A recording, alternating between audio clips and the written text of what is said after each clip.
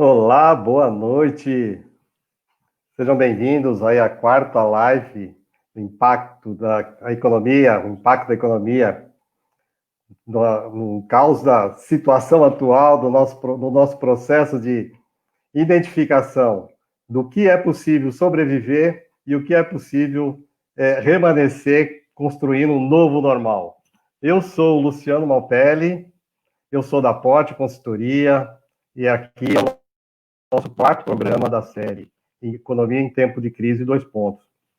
Já falamos aqui, durante as últimas 3 lives, sobre marketing empresarial, falamos sobre o terceiro setor e falamos também sobre a indústria metalúrgica, focando no desenvolvimento e na preparação para a retomada do nosso desenvolvimento, do nosso crescimento econômico. Agora nós pedimos que vocês façam aquela gentileza de dar aquele likezinho aqui para nós e também compartilhe essa live no seu grupo, com seus amigos, porque hoje nós vamos falar aqui sobre a Lei Geral de Proteção de Dados. E para isso nós trouxemos a doutora Márcia Muniz, sobre o que ela vai dizer para nós como que funciona, o que é a Lei Geral de Proteção de Dados. Como já dissemos, essa série de lives, ela tem cinco fases, ela terminará na segunda quinzena de setembro. Diante disso, pedimos aí a gentileza da sua companhia por mais 1 hora, lembrando que quando você estiver assistindo e tiver dificuldade de acompanhar por causa do tamanho da letrinha, quem está acompanhando no celular, da imagem, por favor, olha como está sujo, vire aqui o celular para o lado horizontal, que a imagem ficará muito legal. Muito bem. Sem muitas delongas, vamos começar aqui, vamos trazer a minha amiga, doutora Márcia. Aqui a Márcia, doutora Márcia Muniz. Boa noite, Luciano. Muito boa noite, doutora Márcia, mas eu sei que ela não gosta de que chame de doutora, de senhora, é uma pessoa muito simples. Nem pensar. Doutora já é uma coisa que assusta, né? Já me assusta. Agora, senhora, aí eu vou derrubar a linha e vou falar que o problema é a conexão.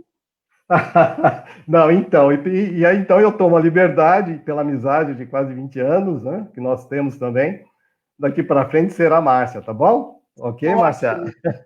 Eu vou te apresentar, Márcia, porque o seu currículo é muito extenso, então eu selecionei apenas alguns... É a idade, né? É a idade. Bom, então você imagina se eu tivesse tanto assim aqui no meu currículo, como que seria pela minha idade, tá certo? Eu não tenho tudo isso. Muito bem, vamos lá. Falando sério, a Márcia é uma grande amiga, então esse papo vai ser muito agradável mesmo. Ela é advogada, ela é mãe de 2 lindas meninas, ela é professora universitária, palestrante, empreendedora, voluntária. Ela tem 23 anos de experiência na liderança e na implementação de departamentos jurídicos de grandes multinacionais, como Philip Morris, Peugeot Citroën, Hyundai e HP. Atualmente, a Márcia é diretora jurídica e de compliance e de DPO da Cisco do Brasil. Ela é agente de compliance certificada pela Sociedade Americana de Compliance e Ética, SCCE. Ela é pós-graduada em MBA pela Universidade de São Paulo, chique. Ela programa para mulheres no Conselho de Administração ABPW. Ela também é conselheira de administração, vice-presidente da Alliance for Integrity Brasil e é cofundadora do LGPD Acadêmico. É um portal que discute e introduz a Lei Geral de Proteção de Dados pela internet. Márcia, cansei. mas eu sei que tem muita coisa para falar ainda aí, né, de você e tal. Muito boa noite. Boa noite, Quero, novamente. quero agradecer desde já você ter aceito esse meu convite, né, o nosso convite em participar aqui do nosso quarto programa. E já passando aqui para as suas palavras iniciais, já mando uma pergunta logo de cara, tá bom? Vamos lá. Vamos ganhar Faça assim isso fácil. a sua experiência. E por falar em pergunta, eu quero já também pedir para as pessoas que estiverem alguma dúvida, podem fazer as perguntas, podem colocar, podem escrever aqui que nós vamos publicar e a Márcia, a doutora Márcia vai Márcia, olha o nosso acordo. tá certo. Então, falando um pouco sobre você, como começou a sua trajetória no mundo jurídico e o que te levou, Márcia, a se especializar também, eu costumo chamar de controles internos, em gestão de risco, né, no compliance, e agora na Lei Geral de Proteção de Dados. Conta para nós. Luciano, obrigada pelo convite. É um prazer estar com você, estar com todos que estão aqui participando dessa live. Espero que eu possa contribuir aqui com o tema de hoje, esse evento aqui da sua série. Bom, como é que começou a minha trajetória no mundo jurídico?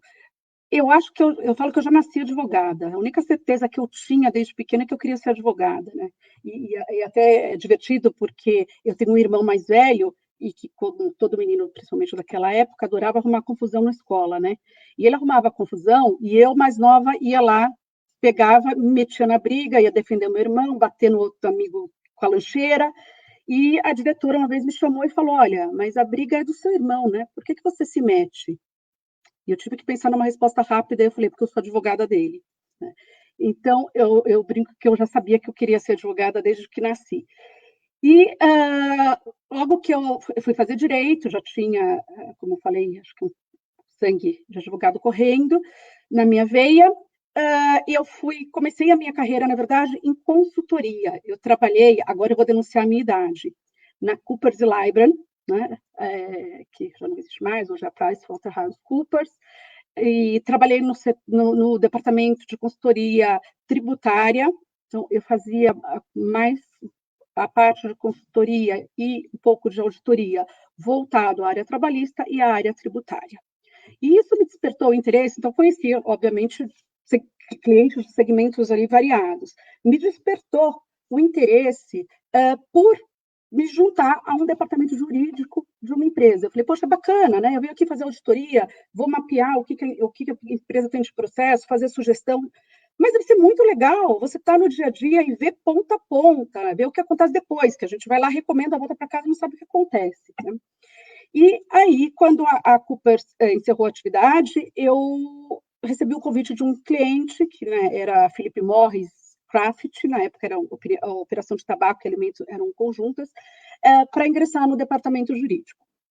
Então, foi a minha primeira assim, experiência de gestão, embora eu não tivesse ainda o cargo de diretora, na época eu fui como gerente, mas na gestão de um departamento jurídico de companhia.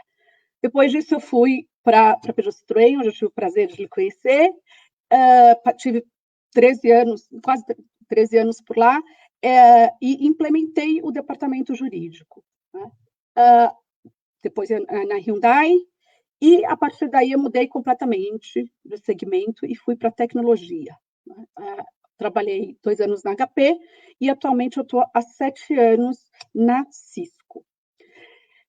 E por que eu fui? Por que me interessou? O que me despertou, né, o interesse por compliance, por governança e agora por proteção de dados? Então, fazendo parte dos comitês executivos dessas empresas pelas quais eu passei, o que para mim era muito claro, que a gente tem que traçar, como dirigente de uma companhia, uma estratégia futura. E essa estratégia futura, ela tem que ser algo sustentável, tem que ter longevidade. E você hoje não fala mais disso se você não tiver uma boa governança, né? Um programa de compliance e agora um de proteção de dados.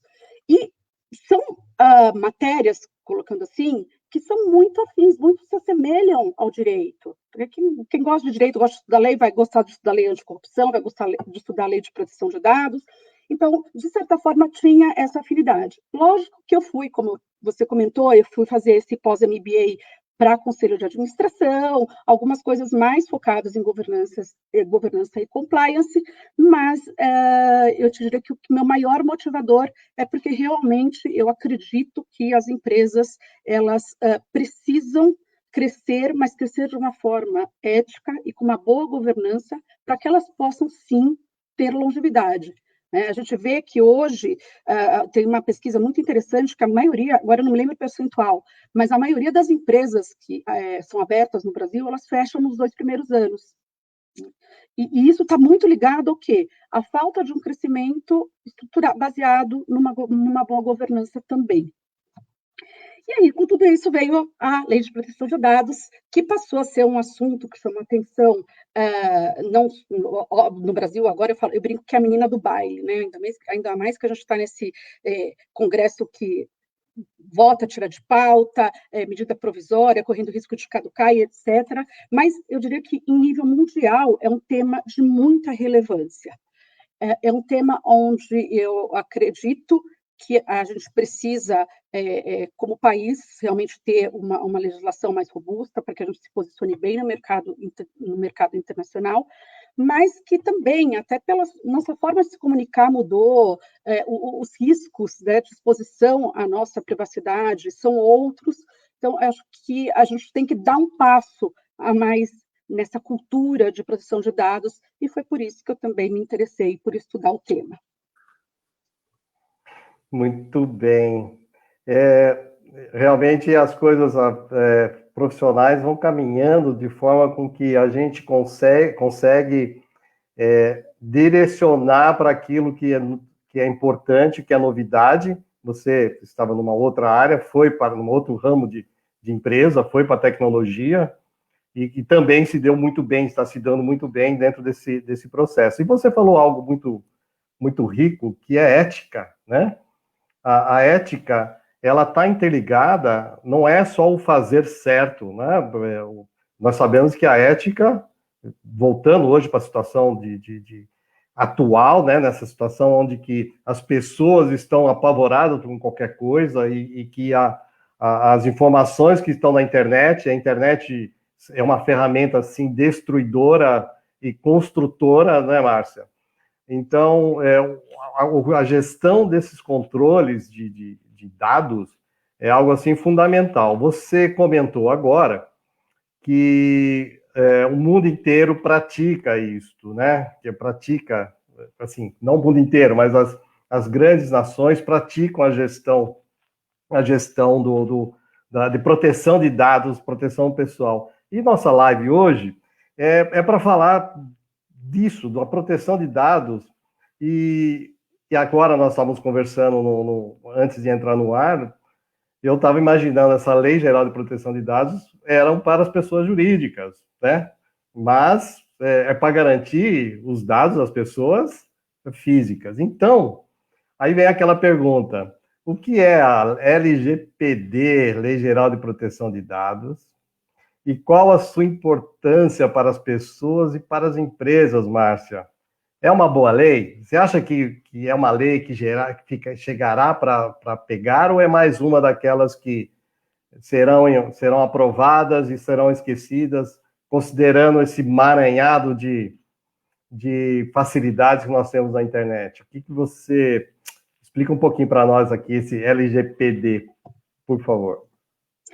Bom, a Lei Geral de Proteção de Dados brasileira, né, essa pergunta que você fez é o que a gente mais ouve. Mas essa lei vai mesmo pegar? E aí, por vários motivos. Por que dessa pergunta, ou vai mesmo pegar? Primeiro que é uma legislação que foi aprovada em 2018, né, e não entrou em vigor, em que pese já no momento em que essa legislação foi promulgada, se esperasse realmente 2 anos para adequação das empresas e que entrasse em vigor já 15 de agosto de 2020, a gente acabou tendo aí essa questão da medida provisória, legislação postergando a aplicação de penalidade, postergando possivelmente a entrada em vigor da legislação. Então, isso acabou deixando todo mundo um pouco, o que será que vai acontecer, né? Mas, independente da data que ela vai entrar em vigor, o que eu digo é uma legislação que veio para ficar, né? Que já pegou, não é que vai pegar, se é que legislação pega, falando que pega a Covid, legislação não, legislação está aí para ser cumprida. Mas o que é o que eu comentei um pouquinho anteriormente. A gente já tem na Europa essa cultura de proteção de dados. O Brasil ele está um passo atrás. Ele está um passo atrás, ou estava em termos de legislação, até que a nossa legislação foi promulgada, até que ela entre em vigor, que é uma legislação bastante inspirada na legislação europeia, bastante semelhante à legislação europeia, mas que é muito importante. Por quê? Porque, embora a gente já tivesse algumas coisas esparsas, como o Marco Civil da Internet, alguma coisa no Código de Defesa do Consumidor, a gente não tinha uma legislação específica.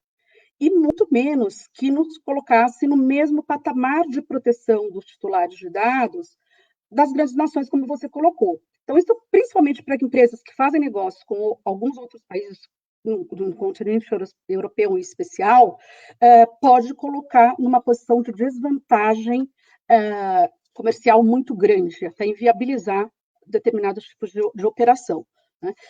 Mas o que é essa lei, né? O que ela protege, como você falou?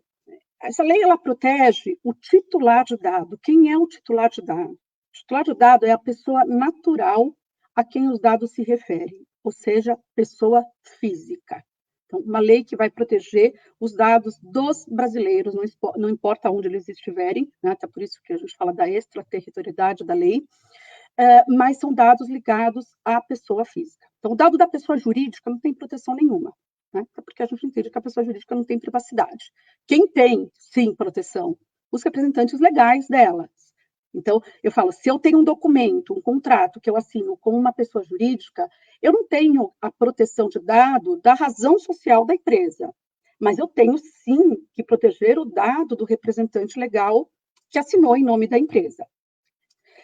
E essa obrigação de respeitar a proteção de dados, os princípios e formas de processamento, etc., todos os demais regramentos trazidos pela legislação de proteção de dados brasileira, ela se aplica a qualquer pessoa, seja física ou jurídica, que explore uma atividade econômica.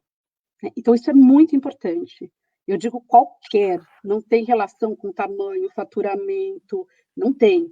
A única coisa excluída da legislação é o que a gente fala de tratamento doméstico, né? Com aquele velho exemplo. Eu sou advogada, mas você fala, Márcia, é meu vizinho, dá uma olhadinha aqui no processo, né? Esses dados seus que eu vou ter acesso, que eu estou fazendo, não porque eu estou captando clientes, mas que eu estou fazendo numa condição de vizinho, a gente chama de tratamento doméstico, esse sim está dispensado. Fora isso, se aplica a todos e a tudo. Então, isso acho que é o primeiro conceito que é bastante importante falar. Então, Márcia, então nós podemos imaginar que o pequeno empresário, o empresário informal, o empresário informal, o trabalhador informal, que trabalham com dados de pessoas, eles estarão assim, regidos por essa lei, por esse controle.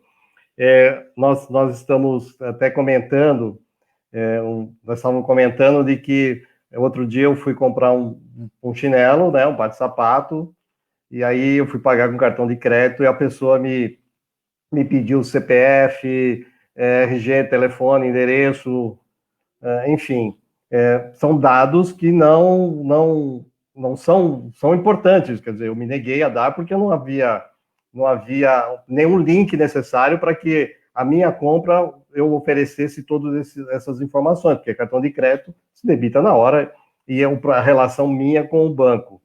Agora, as empresas estão preparadas para incorporar esses conceitos, essas mudanças, né? Você acha que no dia a dia esses controles serão ativos? O que você o que que você como especialista nesse tema, o que você tem a dizer sobre isso? Bom, a minha opinião é de que hoje, aí não é opinião, aí é estatística, né? A gente tem diversas pesquisas que indicam que cerca de 70% das empresas não começaram a se preparar para LGPD. E dos 30% que começaram, eu pessoalmente não conheço nenhuma empresa que esteja 100% pronta. Não só porque a jornada é longa, mas como por vezes a gente desacelerou justamente porque entra em vigor, não entra em vigor, aí veio o Covid, preciso tirar investimento, então eu vou colocar investimento naquilo que é certo, não naquilo que eu não sei se eu vou precisar para agora ou para maio do ano que vem, né? E também porque a legislação ela tem vários pontos que vão ser regulamentados pela Autoridade Nacional de Proteção de Dados, a ANPD, vocês vão ouvir falar muito disso, usar muito essa sigla. E essa autoridade ainda não foi constituída. Né? Então, tem pontos que eu consigo avançar na estruturação do meu programa de compliance à lei de proteção de dados até determinado ponto, depois eu tenho que parar. Então, eu acho que vai ter uma demora um pouco maior para que a gente tenha essa adequação, até porque a gente não tem como cultura essa privacidade. Então, quando o governo decidiu que, ainda que a lei entre em vigor agora, as penalidades só vão ser aplicadas a partir de agosto do ano que vem, faz com que muito empresário diga o seguinte: eu vou pensar quando isso puder me trazer penalidades, né? Porque não está, efetivamente, não está no DNA nem das empresas e nem no nosso. Eu costumo falar que a gente dá, ou pelo menos dava, hoje está todo mundo mais alerta para isso, né? Porque se ouve muito falar em privacidade. Mas compartilhava os seus dados com enorme facilidade, é o que você falou. Você vai comprar um sapato, te pergunta a data de aniversário, o CPF, o RG, o nome da mãe, o nome do pai, e não tinha relação nenhuma com aquela compra, mas a gente dava, né? Que era preencher a ficha cadastral. Assim como a gente pedia também muitos dados que a gente não precisava, mas melhor ter a mais do que a menos. Então, a gente precisa mudar essa cultura por conta dessa nova legislação e também como titular de dado para que a gente proteja a nossa privacidade. Vai demorar um pouco mais por conta de tudo isso que eu coloquei, mas eu não tenho a menor dúvida de que as empresas vão ter que se adequar. Né? Tanto que uma coisa, sendo que as pessoas falam, é uma lei que não pegou, não vai pegar, eu falo, nossa, é a lei que não pegou, que nem entrou em vigor e que já é mais aplicada. Porque a gente já tem decisões judiciais condenando aí controladores, né, empresas ou operadores de dados, que fizeram um mau uso, onde teve um vazamento de dado, e citando como base a legislação já. O Ministério Público pedindo informação já com base na legislação. E aí, até uma área cinzenta que se torna mais perigoso, porque quando você tem a legislação efetivamente em vigor, com uma autoridade nacional de proteção de dados constituída, e ela é o órgão de fiscalização, e está lá, a lei traz quais são as penalidades, fica claro quem é que vai te fiscalizar e quais são as possíveis penalidades.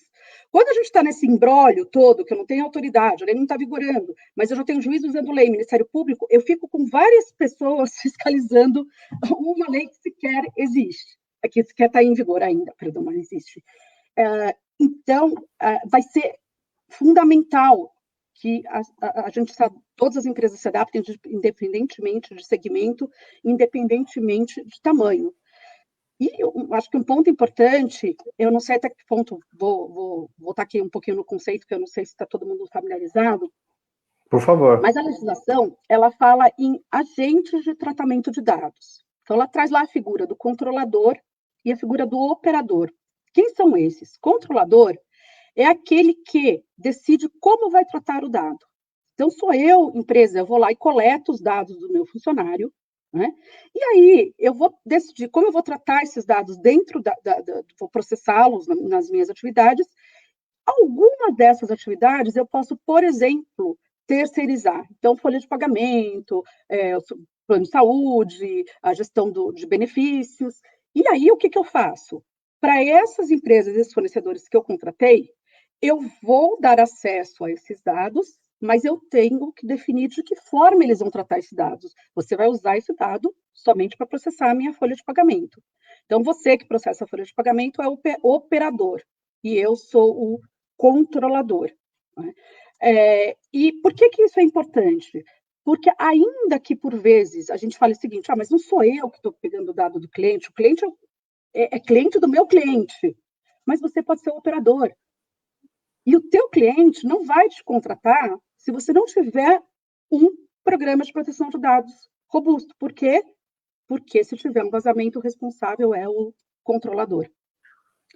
Então, a gente percebe que começa a haver uma exigência entre as empresas para se relacionarem com empresas que estejam preparadas, cada uma dentro do seu tamanho. Lógico, não existe assim uma receita de bolo, né? Um departamento de proteção de dados ou um programa de proteção de dados, é esse aqui, tem que ser desse tamanho para todo mundo. Né? É como compliance, dá para a gente fazer, dá para se adaptar a pequena, média e grande empresa. Então, Márcia, só para entrar nesse contexto, inclusive do tema dessa live sobre investimento e crise, tem muita gente aqui já dando boa noite, depois a gente dá uma passada, mas o Augusto Pereira Filho é um educador, um professor universitário, consultor, um amigo também aí de São Paulo. Eu não sei se vai caber a pergunta dele aí na tela, vai cobrir a gente. Ah, cobriu muito. Então eu vou ler aqui. É assim, o que ele diz? A queda da capacidade de investimento do setor privado diante da pandemia deve afetar diretamente a eficiência da implantação de novos processos e novas tecnologias para se adequar à LGPD, que exigirá gastos importantes.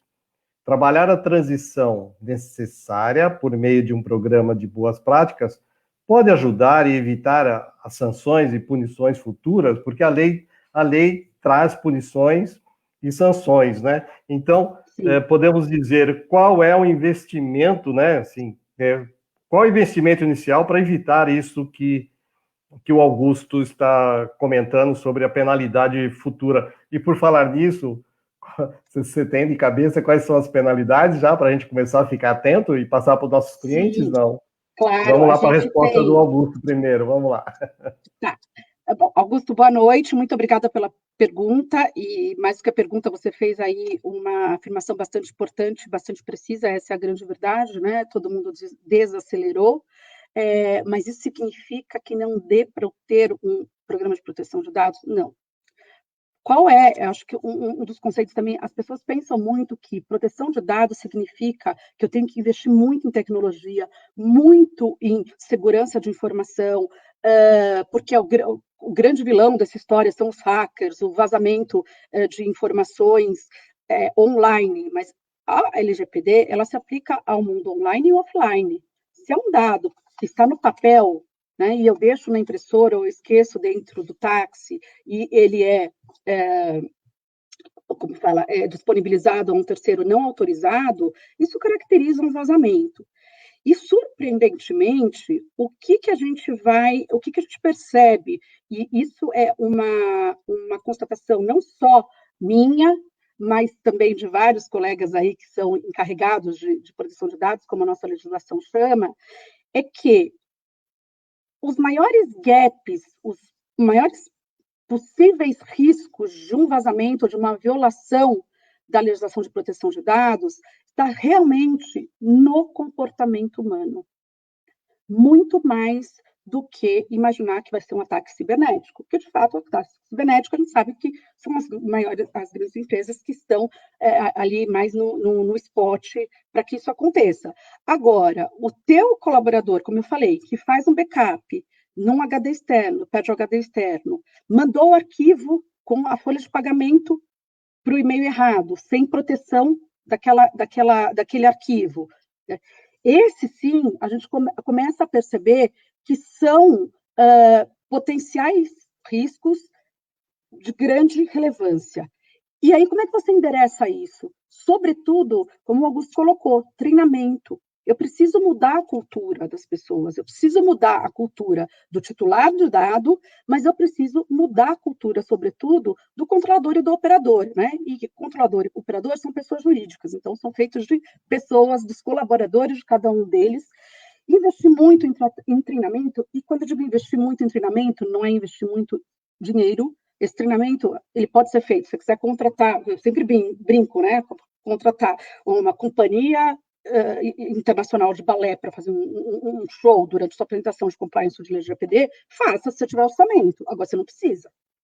Né? Você tem lá quem estiver implementando ou te ajudando a implementar esse programa dentro da sua empresa, que pode dar um treinamento, mas é importante, sim, que exista esse compartilhamento e que exista esse incentivo nessa mudança de cultura. Com isso, eu posso garantir, e não tenho medo de errar, que todos nós vamos estar minimizando muito o risco de um incidente. Isso é importante, lógico, também, Augusto, porque aí é o que eu falei.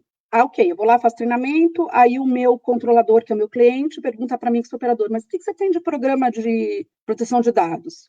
Falar, eu faço treinamento. Vai resolver? Não, não vai. Né? Você precisa o quê? Ter lá, pelo menos uma política de privacidade. Ou revisar ela, se ela já existe, revisar de acordo com a legislação de proteção de dados, ou elaborar uma política de proteção de dados. Essa política tem que estar acessível. Você tem que mapear minimamente quais são os dados que você coleta, e, de novo, é importante lembrar que dado não é só de cliente, isso é outra coisa que muita gente acha, né? Dado é dado de cliente. Não, dado é dado de qualquer pessoa natural. O que significa é o dado dos sócios, são os dados dos sócios, são os dados dos colaboradores da empresa. Por onde eles vão, qual é o fluxo que eles têm? Para que eu veja, sim, eventualmente, se tem alguma solução de segurança da informação que eu possa melhorar para aprimorar a proteção desses dados. E, feito isso, uma das coisas que a legislação brasileira determina, diferentemente da legislação europeia, é que todas as empresas devem ter um encarregado de proteção de dados. Até que tenha uma regulamentação diferente pela Autoridade Nacional de Proteção de Dados, isso é uma necessidade para toda e qualquer empresa.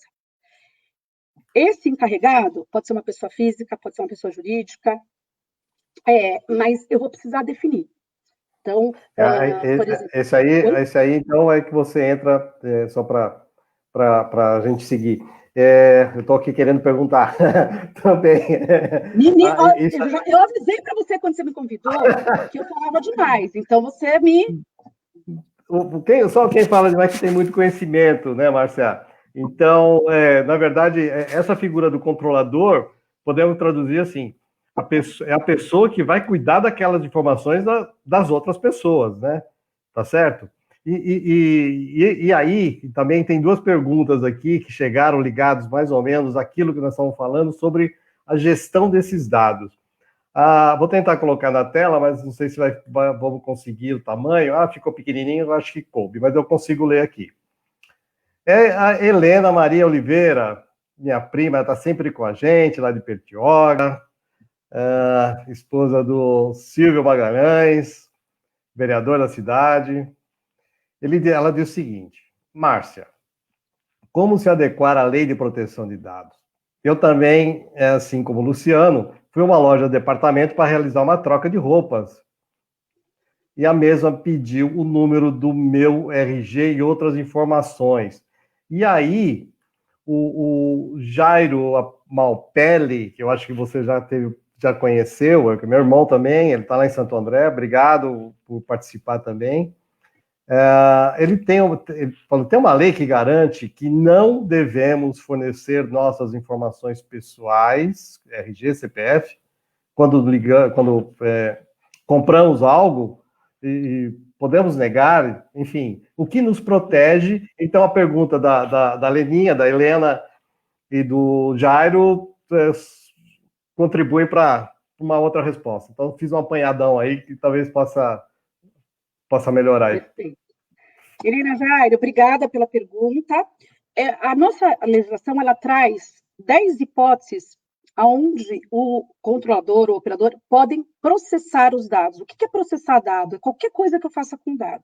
Eu coletar o dado, eu armazenar o dado, eu anonimizar o dado, até a fase de eliminação do dado. Qualquer operação que eu realize com esse dado é considerado um processamento de dado, e eu preciso encaixar em uma das 10 hipóteses que a lei me autoriza. Então, a primeira delas é o consentimento. Quer dizer, eu, como titular, eu autorizo. Né? Logo que a lei saiu, todo mundo falou assim, beleza, eu saio e vou pedir autorização do titular e pronto. Primeiro, você tem um problema de gestão, porque se você está dizendo que você precisa do consentimento, você tem que arquivar esse consentimento, você tem que fazer a gestão desse consentimento. Além disso, o consentimento, o titular pode retirar a qualquer momento. E aí, se você precisa tratar aquele dado, como é que você faz? Então, a gente sempre olha se aquela necessidade sua de coletar, de processar aquele dado, não se encaixa em nenhuma das outras 9 hipóteses legais. Quais são essas 9 hipóteses legais? Você tem ali cumprimento de contrato, cumprimento de obrigação legal, legítimo interesse. Então, pegar, por exemplo, quando a gente entra no site, que eles perguntam lá, você quer receber informações para efeitos de marketing, eu tenho legítimo interesse em processar, para políticas públicas, saúde, etc. Bom, o que isso quer dizer? Eu não posso coletar informações sempre como eu quiser. E até a advogada externa que nos auxilia na implementação do programa de proteção de dados na Cisco, ela tem uma frase que eu adoro. Ela fala, olha, com a lei de proteção de dados, dado pessoal é radioativo, fiquem longe deles. Então, a própria pessoa que está coletando dados, Helene e Jairo, vão mudar essa abordagem. Esse negócio de querer o máximo de dados possíveis, a gente passa para um princípio que traz a Lei Geral de Proteção de Dados, que é o de minimização na coleta de dados. Eu vou coletar dados que eu realmente precise para poder entregar aquela atividade econômica a qual eu me dedico. E aí a pergunta do Jair, eu posso me negar? O que a lei fala? A lei também ela tem vários princípios. E esses princípios são transparência, finalidade, adequação. Quando eu coleto o dado, eu tenho que informar para o titular para que eu estou coletando, o que eu vou fazer com esse seu dado. Então, essa é a primeira questão, a transparência, a informação, e também qual é a finalidade e qual é a necessidade de eu processar esse dado. Então, eu como titular, eu tenho todo o direito de dizer, não, esse dado aqui não faz sentido, você não me apresentou qual é a real finalidade na coleta desse dado. A gente vê, por exemplo, às vezes você vai usar algum aplicativo gratuito, por exemplo. Se você não quer dar os seus dados, não tem problema, você não consegue baixar. Ok, aquilo não é um serviço essencial, né? E aí é como um consentimento tácito, se você deu para poder continuar. Mas, no geral, a gente não pode solicitar mais dados do que precisa e que eu consiga dizer para que eu preciso. Então, porque muitas empresas elas fazem essa coleta de dados para depois mandar o e-mail marketing, para mandar o WhatsApp com as ofertas, né? Então, você acaba achando que... Quer dizer, na verdade, você não sabe para que é. Então, você recusando, não tem nem... você deve recusar. Na verdade, eu acho que nós temos que partir da agora para frente, recusar a entrega desses dados, entrega das informações, né? Porque são muito importantes. E aí nós vamos falar sobre Covid, mas tem uma outra pergunta aqui, e depois nós vamos parar um pouquinho para dar boa noite. Você toma uma aguinha, nós vamos dar boa noite para os nossos amigos, nossas amigas, tá bom? Aqui, olha que beleza, a família toda está aqui. Carlos Roberto Malpelli, meu irmão mais velho, está lá em Sorocaba, né? Então, aqui perto entre Itu, aqui em Indaiatuba, né? Na verdade, está mais para lá do que para cá, né, Sorocaba? Muito bem. Ele é religioso e ele trabalha, colabora como voluntário também na sua igreja. E essa pergunta vem a ver com isso. Uma igreja que cadastra seus membros deve providenciar uma política de LGPD, de proteção de dados, assim como a pergunta do Carlos. Eu queria acrescentar, porque nós temos aqui também, ou deve estar aqui ainda com a gente, a Sueli, que é presidente da ONG Educandário, Deus da Natureza, daqui de Indaiatuba, que ela fez uma segunda live nossa, foi com ela e com a Rejane, que é da presidente de uma outra ONG em Goiás. E tem o terceiro setor, né? Tem as informações do terceiro setor. Nós sabemos que as crianças são regidas pelo pelo Estatuto da Criança e Adolescência. Mas, e o resto, né? Voluntários, assistidos e tal. Então, responde para o meu irmão aí e complementa, por favor, aí você toma uma aguinha e a gente Tá vai para bom. boa noite. Olá, Carlos, boa noite. Sim, precisa providenciar. Como eu falei, é tudo na proporção do que você processa esses dados e como você vai usar esses dados, onde você vai armazenar e etc., né?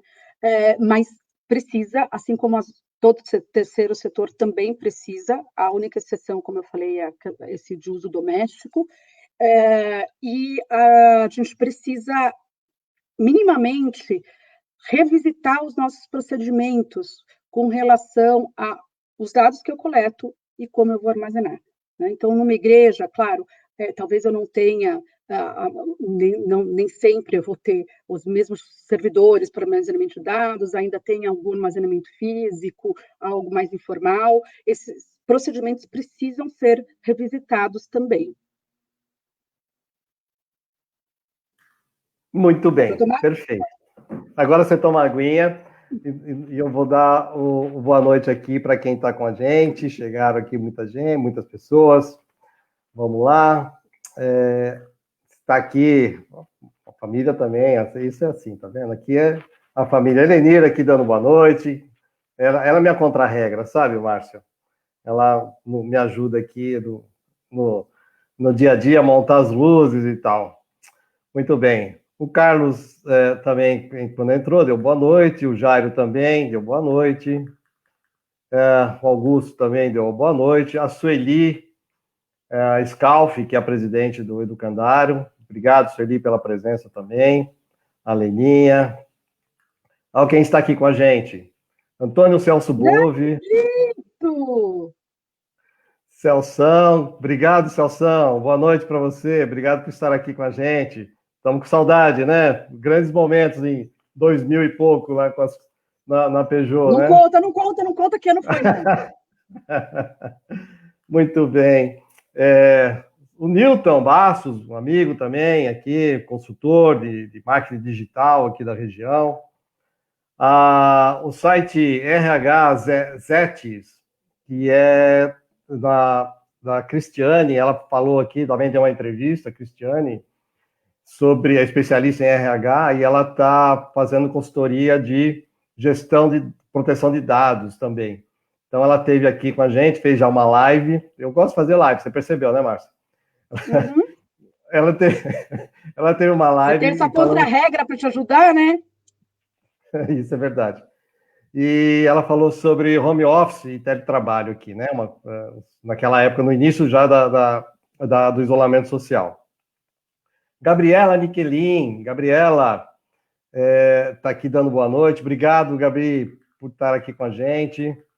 Enfim, deixa eu ver quem mais chegou aqui. Benedito, aqui, bom, tem uma mensagem aqui do Augusto, agradecendo aí pela reflexão, esclarecimento. Obrigado você, Augusto, por estar aqui. Gabriela aqui está dizendo que está sendo super agregadora essa conversa. Obrigado, Gabi, de novo. Agora eu tenho que pular aqui, porque eu tenho que falar com você e pilotar a nave, você sabe disso, né? E eu tenho aqui o Benedito Cândido, dando boa noite. Benedito Cândido também, ele deve estar em Itatiba, tomando a sua cervejinha. Ele é de Santo André e é um primo querido nosso aqui também. Aqui está, o Celso mandou uma mensagem para você dizendo o seguinte aqui, que ele não vai falar qual foi o ano, tá? Muito bem. Agora eu vou fazer... Quando nós estávamos falando de isolamento, já que nós tocamos no fator isolamento, Márcia, eu participei de uma live com professores da Universidade Federal do Rio Grande do Sul, onde estava se discutindo a Lei Geral de Proteção de Dados. E uma doutora, uma americana, não, inglesa, ela está fazendo doutorado lá no Sul e ela, participando da live, ela falou assim, nossa, é assustadora a falta de gestão dos dados pessoais aqui no Brasil e em alguns países da América, bom, enfim, tirando essas do primeiro mundo. E um segundo participante também um estudioso da gestão de proteção de dados, ele levantou um ponto que eu queria tratar com você, que é o isolamento social. O governo do Estado de São Paulo, ele tem utilizado, até onde nós soubemos, os dados do meu celular, a minha posição geográfica, para fazer um levantamento de quantos por cento, não sei se ainda faz, do isolamento social, quantos por cento estão fora de casa. Esses dados, eu não autorizei nada, mas é importante, eu diria que foi um momento importante, mas isso foi entregue, não foi o governo que trabalhou, foi entregue para uma terceira empresa. E aí, o que será que pode ser feito? Nós teríamos controle sobre isso? Será que nós vamos virar aí uma Cambridge Analytica, aquela que bagunçou toda a eleição do Trump lá nos Estados Unidos? Essa é uma excelente pergunta, Luciano. Essa questão da geolocalização, né, o que a gente considera realmente uma verdadeira e pura geolocalização, ela não identifica o titular. Então, se ela não identifica o titular, eu não estou falando de dado pessoal. O que é dado pessoal? Dado pessoal é qualquer informação que identifique ou torne identificável o titular do dado, a pessoa. Então, por exemplo, eu não falo Luciano, mas eu falo aqui nessa live, de óculos, aparecendo na tela, com o terno azul, né? Todos esses dados, eles tornam identificável de quem eu estou falando. Então, eles são dados pessoais. Se eu não identifico essa pessoa, não tenho como identificar através desta coleta, eu não tenho problema. E a geolocalização, em princípio, assim deveria ser. Ela não deveria trazer o dado do titular. Uma outra questão que a gente coloca também às vezes traz os dados do titular, mas eu tenho imediatamente um processo que a gente chama de anonimização dos dados. O que significa isso? Ele vai passar por um processo irreversível, né, da possibilidade de identificar quem é aquele titular de dado. Então, também não tem problema. Fora isso, a gente volta para a regra geral. Qualquer dado que eu vou coletar, e aí uma das bases legais para coletar dado é a saúde, né, gestão pública, e de fato a gente está vivendo uma situação excepcional aí de pandemia, mas fica sempre aquela pergunta, a gente sempre precisa voltar e, se for possível identificar o titular do dado, perguntar para o controle da pandemia, ou para saber o número de pessoas que estão se movimentando, o número de pessoas que estão contaminadas, eu preciso dessa informação? Ou eu tenho como fazer isso de outra forma, né, que não colete dados? Tenho, então é assim que deve ser feito. Né? Ainda que, em princípio, existe uma base legal falando em saúde, falando em gestão de políticas públicas. Ok, então nós podemos entender que quando não há a identificação pessoal, há menos risco e, portanto, a lei acaba não se atribuindo a isso, exceto se os dados que estiverem junto com essas informações geográficas, né, de geolocalização, serão distribuídos, disponibilizados como o nome, se ele estiver lá, o nome da pessoa ou coisa desse tipo, não é assim? Uhum. Eu acho que eu entendi isso. Muito bem. Agora tem aqui também. O Augusto está interagindo bacana aqui com a gente e ele está mandando mais uma posição. Eu vou ler aqui porque a letrinha está pequena. Pensando um pouco do lado empresarial, você, Márcia, pode explicar melhor em qual sentido a Autoridade Nacional de Proteção de Dados, a ANPD, vai atuar em relação às possíveis aplicações de sanções e decorrentes de punições? Isto vai orientar melhor o mercado, empresas e clientes? E eu até entendo que eu tenho uma certa preocupação, confesso para você, que é o momento que você fala de autoridade nacional, agência nacional, tem ainda um link político envolvido nisso, e uma tendência atual, me parece que não valoriza muito o cidadão, mais as empresas e tal. Então, aí vem a pergunta do Augusto. Essa autoridade, no seu ponto de vista, vai nos favorecer, as empresas e as pessoas, a proteção desses dados? Boa noite, Augusto. Não tenho dúvida. Primeiro, porque, como eu falei, a nossa lei ela tem vários pontos que pendem de regulamentação. né? E serão regulamentados por quem? Pela Autoridade Nacional de Proteção de Dados. Então, quando eu tiver essa autoridade, e, logicamente, a gente tem que pensar que a função primeira de uma autoridade de proteção de dados, e nos primeiros anos, inclusive, da GDPR, as autoridades de proteção de dados europeias fizeram muito bem esse papel, que é o papel de orientação, de educação. Então, a gente precisa, sim, ter essa autoridade para que regulamente as lacunas da lei, mas, sobretudo, que faça esse papel de educação. E, obviamente, ela é a autoridade eleita pela legislação de proteção de dados brasileiros para fiscalizar o cumprimento da lei de proteção de dados. Então, na hipótese de um vazamento de dados, de um incidente de dados, eu tenho que comunicar à Autoridade Nacional de Proteção de Dados.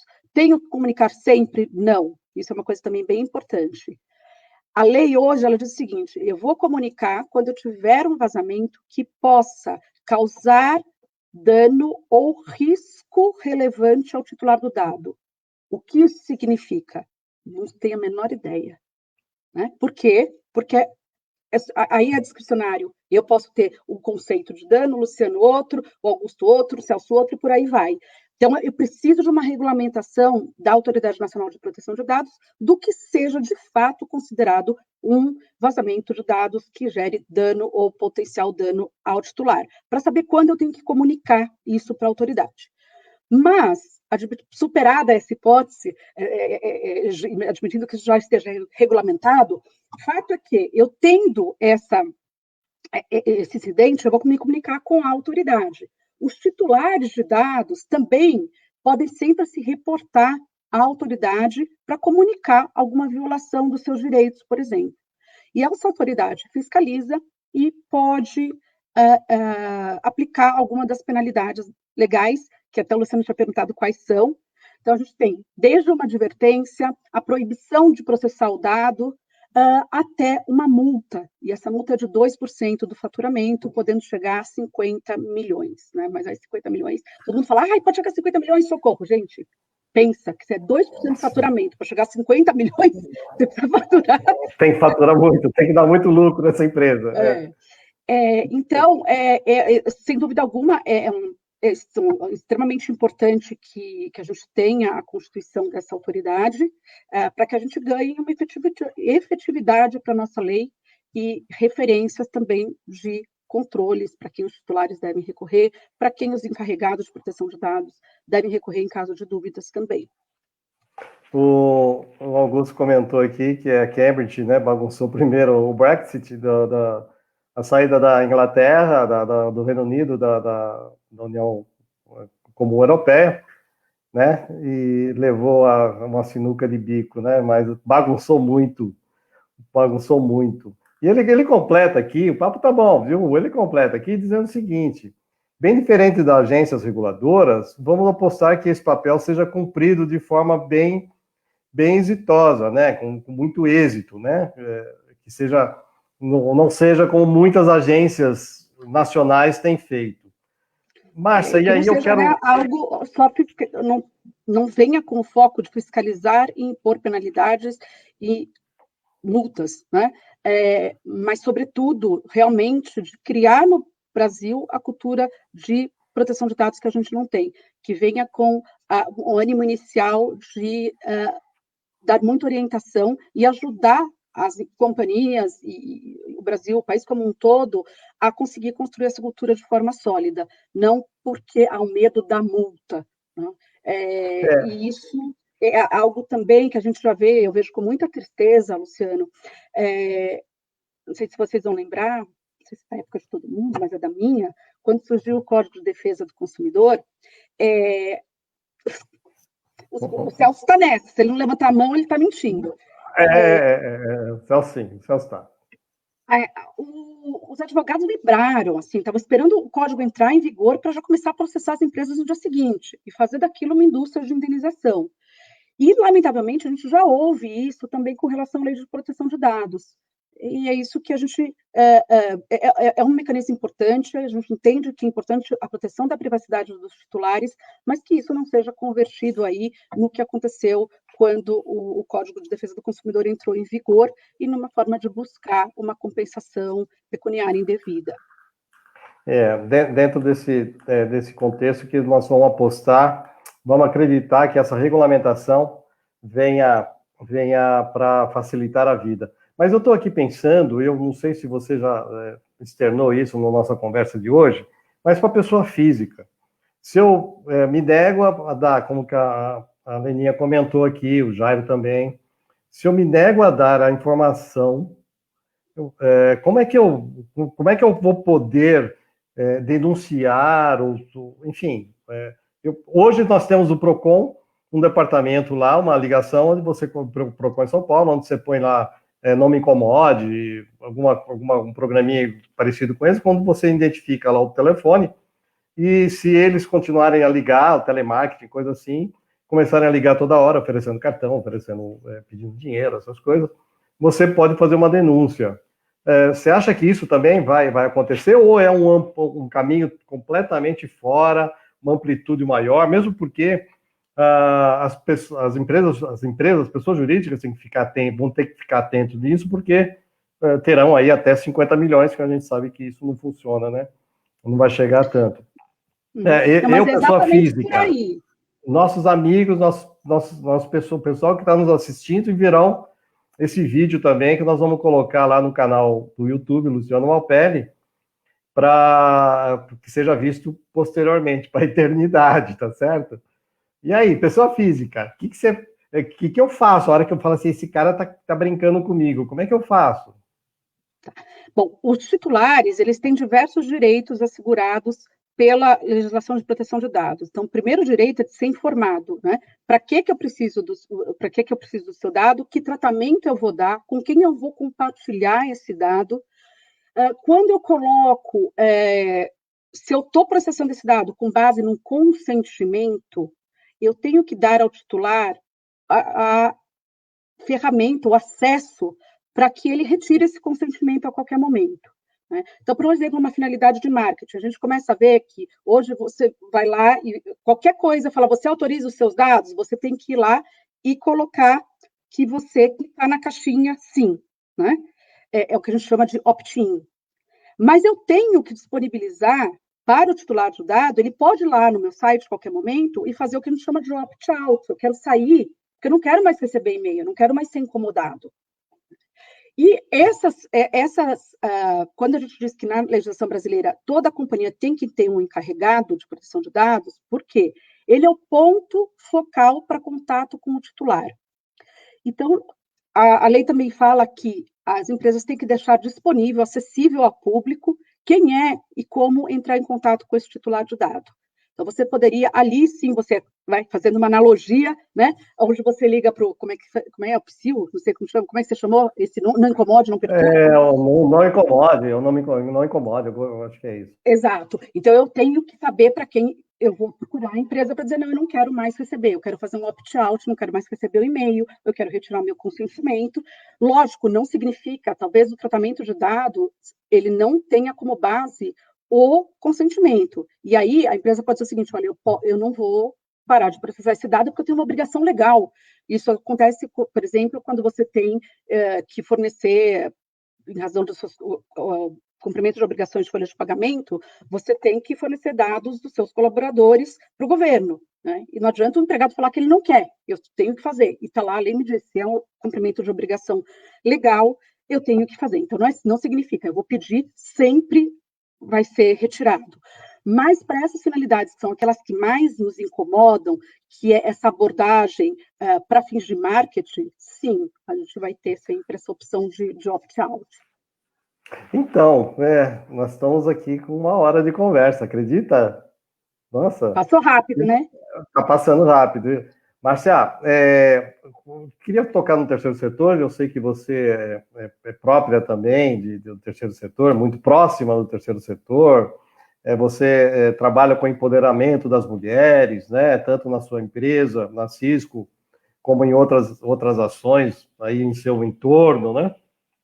E precisamos fazer um daqueles trabalhos de voluntariado juntos ainda, movimentando aí o teu pessoal e o pessoal daqui, tá bom? Então, agora no terceiro setor, tem muitos dados, nós já falamos aqui, mas tem muitos dados particulares, pessoais, das pessoas que são assistidas. Eu estou fazendo um projeto agora, na verdade, não estou fazendo um projeto, eu estou auxiliando uma instituição local que cuida dos refugiados haitianos, colombianos, venezuelanos. E são dados, assim, a gente sabe que existem pessoas que não estão legalizadas ainda, que a documentação não saiu, que estão esperando o ok para ser considerado refugiado, etc. O controle dessas informações nas ONGs é extremamente importante, né? Mas não tem como deixar de cumprir essa meta, mas desde já, ou desde ontem, né? E não só de crianças, mas de adultos, famílias carentes e tal. Então, às vezes, você vê as pessoas postando fotos, publicando coisas aqui na internet o relativo a esse dano. Na verdade, a grande mensagem é: não vamos fazer nada sem consentimento das pessoas. Se eu tiver o consentimento, eu como empresário, se eu tiver o consentimento de poder usar, se eu como controlador tiver o consentimento de poder usar essas informações pessoais, expressa, né? Eu tenho que guardar isso, eu tenho que fazer essa gestão, e aí eu vou poder utilizar, não é? Guardadas as devidas considerações. É assim, né, Marcia? Bom, terceiro setor, e como a gente comentou, foi o Jairo que fez a pergunta da igreja? Carlos. Carlos, perdão, Carlos. Carlos já tinha ficado aqui na minha cabeça para te complementar com uma coisa importante, né? Como eu falei, se aplica a todos. A lei hoje, como está, não exclui nem igrejas, nem associações, nada disso. Se amanhã vier excluir, outra situação. Hoje se aplica. E mais do que se aplica, Luciano, a gente tem o conceito na legislação de proteção de dados sensíveis. Dados sensíveis, o que são? Por exemplo, é raça, é filiação sindical, é convicção e filiação religiosa. São dados que possam levar a alguma discriminação. Então, obviamente, você tem hipóteses mais limitadas para tratamento desse dado. Eu não posso, por exemplo, dizer eu tenho um legítimo interesse em tratar esse dado, não é uma causa que não, uma base de dados que não autoriza. E por óbvio, justamente por ser sensível, eu tenho um zelo e uma preocupação maior com relação ao incidente com esses dados. E a gente tem também o capítulo que fala dos dados de crianças e adolescentes. Então, para fim da legislação de proteção de dados, ela define que criança é até 12 anos incompletos e adolescente entre 12 completos e 18. Os dados de criança, eu só posso processar com autorização de um dos pais ou representante legal, ou se é por uma questão de entrar em contato com o responsável legal por uma situação de emergência. Então, eu socorri uma criança na rua, eu preciso saber os dados da criança, porque posso dar entrada no hospital e entrar em contato com os pais. Sanada essa situação, inclusive, para que eu processe esse dado, eu teria que ter a autorização dos pais. Então, quando a gente fala em terceiro setor, em igrejas, por exemplo, como o Carlos citou, a gente tem aí uma maior incidência desses dados tidos como sensíveis ou dados de criança e de adolescente. E eles requerem aí um cuidado ainda mais especial e tem uma base para tratamento bem mais restritiva do que as 10 bases para o tratamento geral. Legal. O Augusto, ele está dizendo, você comentou comigo, eu acho que não sei se foi na live, mas em off, com certeza, que o Congresso, né, o Rodrigo Maia adiou hoje, né, a medida provisória 959, 2020, que daria as diretrizes operacionais para a aplicação dessa lei, alegando que não tem acordo entre os líderes da casa, matéria. Estão preocupados com alguma coisa que eu acabo talvez você saiba, mas eu não consegui perceber ainda, porque é uma coisa muito boa para as pessoas, né? Agora, não sei para eles. Agora, ele coloca, você sabe dizer qual a questão que está emperrando esse acordo? Eles são de interesse específico? De qual setor? Enfim, você tem alguma informação? Por que essa lei vai para ser votada, não volta, pede em vista, e era para ser aplicada agora em agosto, né? Eu acho que é agora no mês de agosto, que era para entrar em vigor, foi adiada e, enfim, estão sendo empurrada. Então, a pergunta do Augusto, você sabe dizer qual motivo ou é mero Não, eu posso desejo fazer alguns político? comentários. O que a gente tem, de fato, uma situação, como eu falei, super nebulosa, né? Por quê? Porque pela legislação, como ela foi promulgada, ela deveria entrar em vigor 2 anos depois da sua promulgação, dia 15 de agosto de 2020. Aí veio a medida provisória e disse o seguinte: não, ela vai entrar em vigor em maio de 2021, né? E já está decidido que as sanções, de qualquer forma, só vão se aplicar a partir de agosto de 2021. O grande problema é quando a lei entra em vigor, né? E o que acontece? Como a gente teve, embora a lei tenha sido promulgada há 2 anos, até agora não houve a atitude do governo da criação da Autoridade Nacional de Proteção de Dados, as empresas se sentem um pouco prejudicadas para implementar este programa de proteção de dados.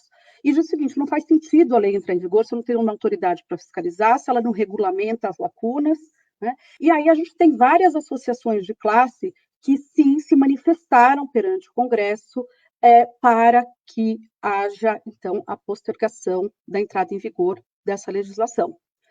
Por outro lado, a gente também tem uma outra ala que diz o seguinte: caramba, o Brasil, a gente tem negócios importantes com a Europa, enquanto eu não tenho uma lei que tem o mesmo nível de proteção, eu sofro limitações, então eu preciso dessa lei entrando em vigor logo.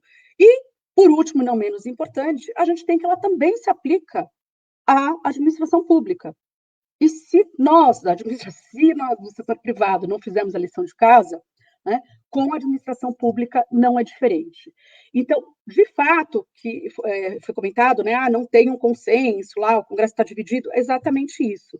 Então, até quando tirou de pauta o julgamento, ontem saiu de pauta, aí talvez voltasse ontem mesmo, mais para frente na sessão, ou hoje, e não voltou, talvez agora semana que vem, surgiu até uma proposta intermediária, talvez ser votada a medida provisória, mas alterando, ao invés de entrar em vigência em maio, então vamos deixar no meio do caminho, entra em vigência dia 31 de dezembro de 2020. Mas sim, existem os interesses aí, como eu coloquei, do próprio, de alguns setores da economia, por não acharem que ainda é um momento que não está preparado, sobretudo por conta da inexistência da autoridade. Da autoridade é o que vai regulamentar o funcionamento e da credibilidade para a aplicabilidade dessa lei, né, Marcia? Exato. Muito bem, 1h09, estamos encerrando agora a nossa conversa. Tem aqui mais umas 3 ou 4 perguntas que eu queria fazer para você, mas vamos deixar, e aí eu já faço um convite agora para você, vamos marcar um outro dia para nós falarmos de compliance, de gestão de riscos, né? Já que Claro. é um tema bem interessante. Que bom, nós ficamos tanto tempo distantes, né, Márcia? E agora, através da internet, nós estamos nos aproximando e eu fico feliz com isso. Eu vou deixar aqui os dados pessoais, está meio confuso aí, mas eu acho que dá para ler. Você me deu essa liberdade, né, Márcia, de passar os dados. Eu gosto muito de me conectar com pessoas, acredito muito na troca de experiência. O que eu compartilhei aqui com vocês hoje é a minha experiência, o meu entendimento, né? Ninguém é dono da verdade, não existe solução única. Então, eu também aprendo muito todas as vezes que surgem essas perguntas ou que as pessoas entram em contato para compartilhar situações, compartilhar experiência. Para mim é um grande aprendizado. Então, eu me coloco mesmo à disposição de cada um de vocês. Faço um convite aí, como cofundadora do LGPD Acadêmico, eu imagino que todos que estão aqui conosco é porque têm ou estão trabalhando com a legislação de proteção de dados ou têm interesse em conhecer um pouco mais. Então, a gente tem um portal que é o lgpdacademicooficial.com.br. e temos um perfil no LinkedIn, que é o LGPD Acadêmico.